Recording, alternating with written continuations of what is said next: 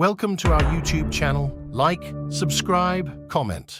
कहानी के शुरू में हमें एक पार्क दिखाया जाता है जो सालों पहले बंद किया गया था। फिर एक अंधेरा कमरा जहाँ पर एक सिक्योरिटी गार्ड था जो बहुत ज्यादा डरा हुआ था। वो अक्सर रात में उस पार्क की देखभाल किया करता था। उधर उसे कैमरा की रिकॉर्डिंग में कुछ अजीब चीजें महसूस हो रही थी, इसलिए वो डर की वजह से कमरे की वेंट से बाहर जाने लगता है। उसके पीछे से चीजें खुद ब खुद गिर रही थी, जिससे वो सिक्योरिटी गार्ड और भी डर गया था। वो अब वेंट के जरिए कमरे से बाहर तो आ जाता है, मगर एक अजीब सा साया अभी भी उसके पीछे था। किसी अजीब सी ताकत ने उस सिक्योरिटी गार्ड को बांध दिया था और उसके सामने एक ड्राउनी सी दिखने वाली मशीन थी। वो सिक्योरिटी गार्ड भागने की कोशिश भी करता है मगर नहीं भाग पाता। उस मशीन ने उसे मार दिया था। अब हम माइक नाम के एक लड़के को देखते हैं जो अपनी छोटी बहन के साथ रहता है। उसके मॉम डैड नहीं थे। माइक अपनी छोटी बहन एबी का बहुत ख्याल रखता। इन कामों में उसे थोड़ी मुश्किल होती थी क्योंकि एबी आम बच्चों की तरह नहीं थी। वो माइक की बात को नहीं मानती थी। आज भी माइक एबी से कहता है, प्लीज स्कूल के लिए जल्दी तैयार हो जाओ, मुझे अपने काम पर जाना है। मगर एबी उसकी कोई बात नहीं मानती। खैर माइक अपने काम पर आ गया था। वो दरअसल एक मॉल में सिक्योरिटी गार्ड की नौकरी क्या करता था, जहाँ पर बैठा वो अपने कलीग को एक किताब दिखाता है। कहता है, मैं इसे अक्सर पढ़ता हूँ, ये किताब हमें हमारे सपनों से जोड़ती है। हम अपने सपनों में जाकर चीजों का पता चला सकते हैं। अब जब वो बैठा ये बातें कर रहा था तभी उसके साथ एक अजीब सा हादसा होता है। वो देखता है कि एक आदमी एक बच्चे को जबरदस्ती खींचकर अपने साथ ले जा रहा था। माइक जल्दी से ये देखकर उस आदमी के पास जाता है। माइक को ये लग रहा था कि वो आदमी शायद किडनैपर है। वो बच्चे को अगवा करके अपने साथ ले जाना चाहता है, इसलिए माइक उस आदमी को बहुत मारता है। मगर बाद में माइक को पता चलता है कि वो आदमी जिसे वो किडनैपर समझ रहा था वो तो असल में उस बच्चे के डैड थे और इसी वजह से माइक को नौकरी से निकाल दिया गया था। अब माइक को एक काउंसलर के पास दिखाया जाता है जो माइक को बता रहा था कि तुम्हारे बर्ताव की वजह से तुम्हें बहुत सी जॉब से निकाला जा चुका है। चलो मैं तुम्हें एक जॉब नौकरी के बारे में बताता हूँ जो एक अम्यूजमेंट पार्क में है। वहाँ पर तुम्हें रात में सिक्योरिटी गार्ड का काम करना है। वो पार्क तो कई सालों से बंद है, वहाँ पर इसीलिए कोई आता जाता भी नहीं है। बस वहाँ का मालिक उसे महफूज रखना चाहता है, इसीलिए बस तुम्हें इस बात का ध्यान रखना होगा कि वहाँ पर कोई आए ना और उसे साफ रखना है। ये सब सुनकर माइक नौकरी से मना कर देता है क्योंकि उसके घर में छोटी बहन एबी थी जिसे वो रात में अकेला नहीं छोड़ सकता था। मगर जाते हुए फिर भी वो काउंसलर उसे अपना कार्ड दे देता है। उसी रात जब माइक घर आता है तो उसके घर पर एक बेबी सीटर थी, यानी कि वो लड़की माइक जब घर से बाहर होता तो वो एबी का ख्याल रखा करती थी। वो बताती है कि एबी ने अभी तक खाना नहीं खाया। माइक एबी के पास जाता है जो अभी भी ड्राइंग बनाने में मसरूफ थी और खाना खाने से मना कर देती है। अगले दिन माइक एबी को लेकर डॉक्टर के पास जाता है जहाँ पर उसकी आंटी भी थी। वो ये दावा करती है कि माइक अपनी बहन एबी का सही से ख्याल नहीं रख सकता और हर वक्त नींद में रहता है। एबी भी हर वक्त ड्राइंग में मसरूफ होती है। मुझे डर है कि एबी को कोई दिमागी मसला न हो जाए, इसीलिए मैं एबी को अपने पास रखना चाहती हूँ। मगर डॉक्टर उन्हें समझाती है और कहती है, देखिए एबी बिल्कुल ठीक है और शायद वो अपने भाई के साथ ही रहना चाहती है। ये बात सुनकर माइक की आंटी को गुस्सा आ गया था। वो माइक को कोर्ट के पेपर देकर कहती है कि अगर तुमने खुद मेरे पास एबी को ना भेजा तो मैं तुम्हारे ऊपर केस कर दूंगी। इतना कहकर वो वहाँ से चली गई थी। अब माइक डॉक्टर को बताता है कि मेरी आंटी को एबी की कोई फिक्र नहीं है, वो बस पैसों के लिए ये सब कर रही है। मेरे पास कोई नौकरी भी नहीं है। पर फिर मैं ये सोचता हूँ मुझे एबी को आंटी के पास भेज देना चाहिए। तभी डॉक्टर कहती है, नहीं, तुम्हारे से अच्छा तुम्हारी बहन का कोई ख्याल नहीं रख सकता, इसलिए बस अपनी अच्छी सी नौकरी तलाश करो। अब रात को माइक जब सो रहा था तो वो अपने सामने एक तस्वीर को देखता है जो कि जंगल की थी। वो उसे देखते देखते सो गया था और अपने सपने में खुद को उन्हीं जंगलों में पाता है। जब वो छोटा था तो अपने मॉम डैड और छोटे भाई के साथ छुट्टियां मनाने गया था। सभी बहुत खुश थे, मगर तभी उधर अचानक से एक अनजान आदमी आया जो अपनी गाड़ी में माइक के छोटे भाई को अगवा कर ले गया। इसी के साथ माइक भी नींद से जाग जाता है। अब वो काउंसलर को कॉल करता है क्योंकि उसके पास नाइट सिक्योरिटी गार्ड की नौकरी करने के अलावा कोई दूसरा रास्ता नहीं था, इसीलिए उसने नौकरी के लिए हाँ बोल दिया था। काउंसलर भी बहुत खुश होता है और अब वो उसे सारी जानकारी देता है उसी पार्क के बारे में जिसका नाम फ्रेडी फेज़बियर्स था। वो बताता है कि कुछ सालों पहले ये पार्क बच्चों में बहुत मशहूर था, बहुत पसंद किया जाता था, मगर एक हादसे की वजह से इसे बंद कर दिया गया। पार्क में कैमरास भी लगाए हुए हैं, बस तुम्हें इस बात का ध्यान रखना है कि पार्क में कोई दाखिल ना हो।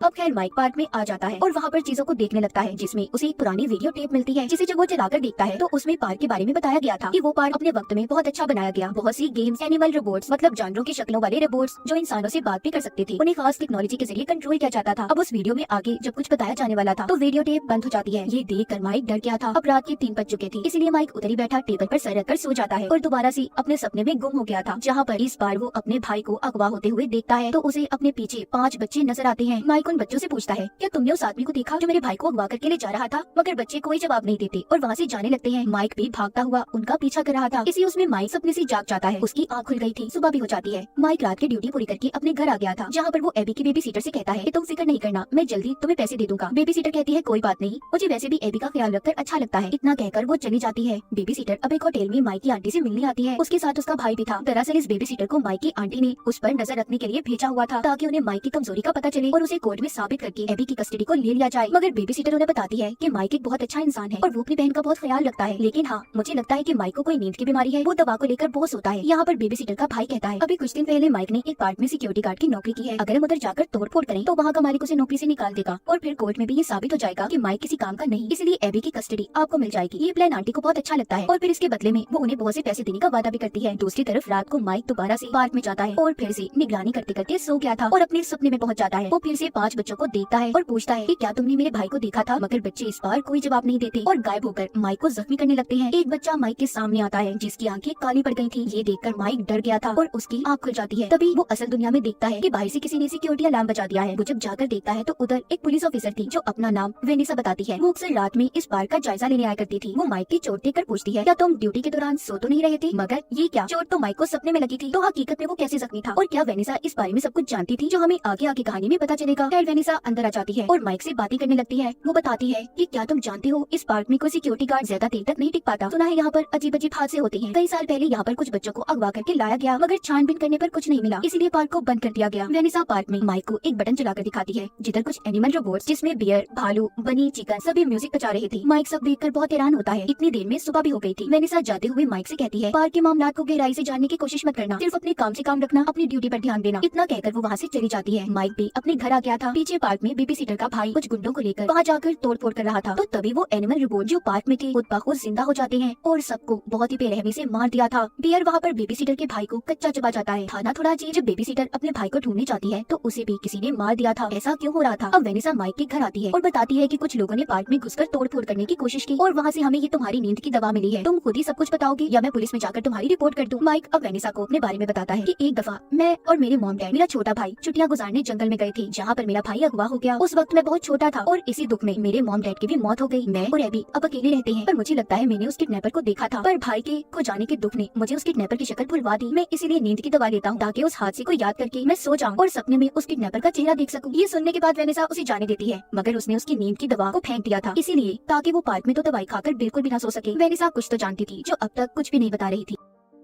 अगली रात जब माइक अपनी ड्यूटी पर जाने लगता है तो बार बार बेबी सीटर को कॉल करता है ताकि वो एबी के पास आ जाए, मगर माइक इस बात को तो जानता ही नहीं था कि बेबी सीटर की तो मौत हो चुकी थी। फिर अब वो एबी को अपने साथ ले आता है। पार्क में पहुंचकर सबसे पहले वो साफ सफाई करता है और फिर एबी को एक टेंट बनाकर उधर ही अपने ऑफिस में सुला देता है, ये कहकर कि उसे यहाँ से बाहर नहीं जाना, और खुद भी सो जाता है। तभी एबी को किसी बच्चे की आवाज आती है। वो माइक को उठाने की कोशिश कर रही थी, मगर वो तो दवा खाकर गहरी नींद में था। एबी अब बाहर जाती है और देखती है उसके सामने एनिमल रोबोट्स हैं जो उससे बात भी कर रहे थे। उधर माइक नींद में अपने सपने में गुम था जहाँ पर वो फिर से एक बच्चा देखता है। वो उसे पूछता है कि तुम बच्चों में से हो ना जो इस पार्क में गायब हुए थे और तुमने भी किडनैपर को देखा है? वो बच्चा कहता है, अगर मैं तुम्हें किडनैपर के बारे में बता दूं तो बदले में तुम मुझे क्या दोगे? इतने में उसे चीख सुनाई देती है। असल में माइक की आंख खुल गई थी, ये एबी की थी, मगर सपने में से उठने से पहले माइक ने देखा कि वो बच्चा एक रैबिट खरगोश की तस्वीर बनाकर चला गया। जागने के बाद माइक देखता है कि एबी अपने बिस्तर पर नहीं है। वो जब भागकर बाहर जाता है तो देखता है कि एबी को एनिमल रोबोट्स ने घेरा हुआ है और जो उसने चीख सुनी थी वो भी एबी की थी। उसे लगता है कि रोबोट्स एबी को मार रहे हैं, इसलिए वो उन्हें मारने के लिए एक कुर्सी उठाता है। तभी वो ये देखकर हैरान हो गया था कि वो रोबोट्स एबी से बात कर रही थी और उसकी हर बात का जवाब भी दे रही थी। पहले तो माइक समझता है कि शायद इन्हें कोई बाहर से कंट्रोल कर रहा है, मगर ऐसा नहीं था, ये सब कुछ सच में हो रहा था। इतने में सुबह भी हो जाती है। माइक एबी को लेकर घर आ गया था और लाकर उसे सुला देता है। तभी उसकी नजर एबी की बनाई हुई ड्राइंग पर जाती है। वो ये देखकर हैरान हो गया था कि एबी ने उसी तरह की ड्राइंग बनाई थी जब उसका छोटा भाई अगवा हुआ था, मगर एबी तो उस वक्त थी ही नहीं, तो वो ये सब कुछ कैसे जानती थी? इसलिए माइक एबी के उठने के बाद उससे इन सब बातों के बारे में पूछता है। वो बताती है, ये नजारा मुझे मेरे रोबोट्स दोस्तों ने दिखाया, जिस बच्चे से कल रात आप अपने सपने में मिले थे, मैं भी उसी से मिली थी। सपना तो माइक का था, तो एबी इन सब बातों के बारे में कैसे जानती थी? वो एबी से पूछता है, क्या उन्होंने तुम्हें किसी किडनैपर के बारे में बताया? एबी कहती है, उन्होंने मुझे ऐसा तो कुछ नहीं कहा, बस एक येलो रैबिट खरगोश की बात कर रहे थे। अब रात को वेनिसा उसी पार्क में दिखाई जाती है। वो एक दीवार को बहुत ही गौर से देख रही थी जिस पर एक ड्राइंग बनी हुई थी, एक येलो रैबिट और उसके साथ 5 बच्चे थे। इतने में माइक भी एबी को लेकर वहाँ पर आ जाता है। एबी फौरन से अपने दोस्तों के साथ खेलने चली गई थी। वेनिसा उसे देखकर बहुत खुश होती है। वो बिल्कुल भी हैरान नहीं थी, शायद इन सब बातों के बारे में वो पहले से जानती थी। वो माइक को बताती है कि कहा जाता है जो बच्चे गायब हुए थे उनकी आत्माएं इन रोबोट्स को चलाती हैं। अब आखिरकार तंग आकर माइक वेनिसा से पूछता है कि यहाँ पर सब क्या चल रहा है, जिस पर वेनिसा कहती है कि माइक तुम्हें कभी भी एबी को यहाँ पर लाना नहीं चाहिए था। माइक कहता है, इस पार्क में कुछ तो अजीब है, मुझे ऐसा महसूस होता है कि यहाँ पर आकर कि जैसे मैं अपने भाई के किडनैपर के बहुत करीब हूँ। ये सुनकर वेनिसा कहती है, तुम्हारी बेहतरी इसी में है, सबसे दूर रहो। तभी माइक की नजर कोने में पड़ी एक मशीन पर पड़ती है जो किसी यूनिफॉर्म की तरह लग रही थी। ऐसा लग रहा था कि जैसे मशीन को कोई पहन भी सकता है। माइक जब इन सब बातों के बारे में वेनिसा से पूछता है, मगर वो फिर से उसे कुछ भी बताने से मना कर देती है। वो बस इतना बताती है कि इस मशीन से दूर रहो, ये नुकसान पहुंचा सकती है। ये दिखाने के लिए जब उसके पास वो एक लकड़ी को फेंकती है तो वो मशीन फौरन से उसके टुकड़े कर देती है। अब ये दोनों बाहर आ गए थे। बाहर आकर देखती है कि एबी अब भी उन रोबोट्स के साथ खेल रही थी। खेलते खेलते उसका हाथ बनी की गिटार पर लग जाता है जिससे बिजली का झटका लगा था और वो बेहोश हो गई थी। जब उसे होश आता है तो माइक उसे अपने साथ घर ले जाने लगता है। वेनिसा जाते हुए माइक से कहती है कि प्लीज अब एबी को कभी भी यहाँ पर मत लाना, वरना इससे भी कुछ बुरा हो सकता है। माइक भी इन सब बातों से डर गया था, इसलिए अगले दिन वो आंटी को कॉल करके घर पर एबी का ख्याल रखने के लिए बुलाता है और खुद फिर से नाइट ड्यूटी के लिए पार्क में आ गया था और दवा खाकर दोबारा से अपने सपने में जाने के लिए सो जाता है।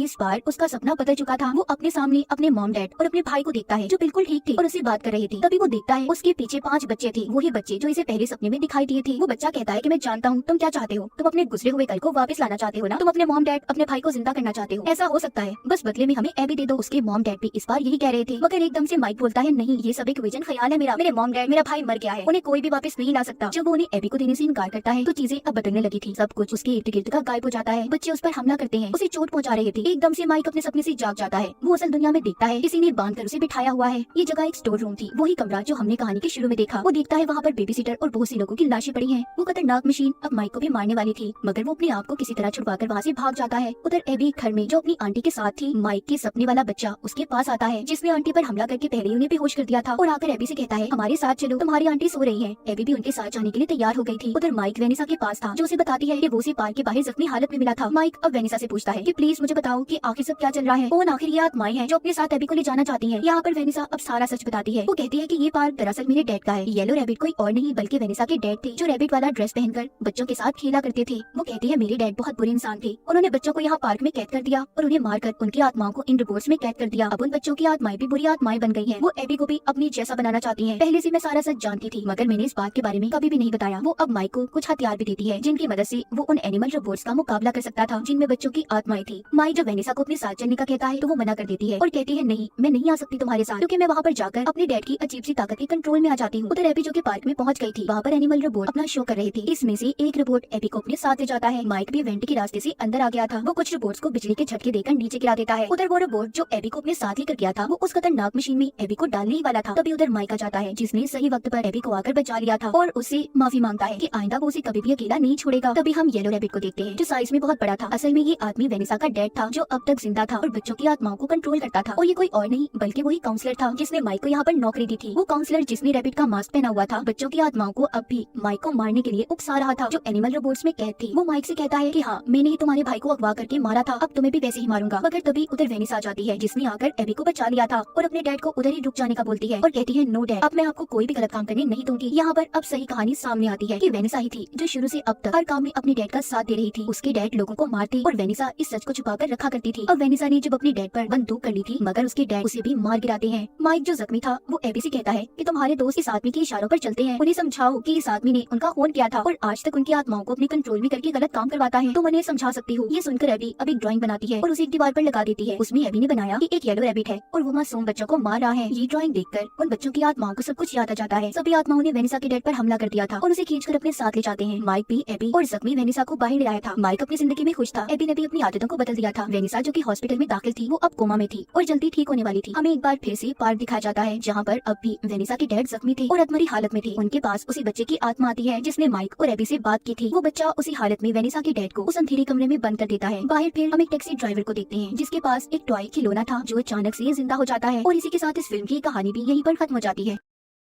Thanks for watching this short movie. For more, visit our YouTube channel.